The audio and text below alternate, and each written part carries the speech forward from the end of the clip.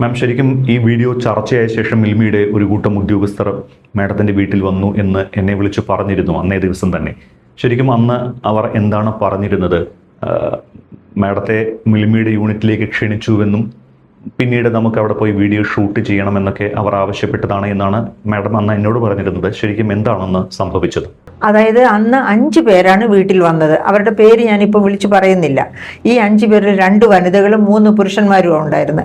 അവർക്ക് technically qualified, അതായത് ഡയറിയുമായിട്ട് ബന്ധപ്പെട്ട് ഡിഗ്രീസ് ഒക്കെ ഉള്ള ആൾക്കാരാണ് വന്നത്. അപ്പോൾ അവർ വന്ന് കാര്യങ്ങളൊക്കെ വിശദമായിട്ട് വിശദീകരിച്ചു. അങ്ങനെ വിശദീകരണമൊക്കെ തന്നു കഴിഞ്ഞ് പറഞ്ഞു ഞങ്ങൾ എന്തൊക്കെയാണ് അവിടെ ചെയ്യുന്നത്, ഒരുപാട് പ്രോസസ്സിൻ്റെ കാര്യമൊക്കെ പറഞ്ഞു. അങ്ങനെ 24 പ്രോസസ്സ് അത് പൂർത്തിയാക്കി കഴിഞ്ഞിട്ട് മാത്രമാണ് പാല് കവറിലേക്ക് ആക്കുന്നത്.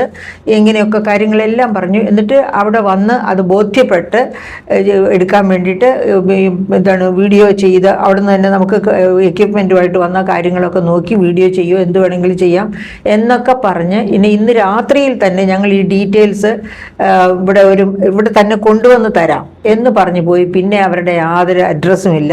അവരുടെ മിൽമയിലേക്ക് വിളിച്ചിട്ട് അവർ ഫോൺ പോലും എടുത്തില്ല.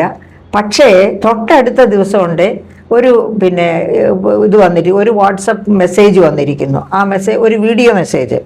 ആ മെസ്സേജിനകത്ത് ഞാൻ നട്ടാൽ കുരുക്കാത്ത കള്ളം പറഞ്ഞു എന്നൊക്കെ പറഞ്ഞ് കുറേ കാര്യങ്ങൾ പറഞ്ഞു.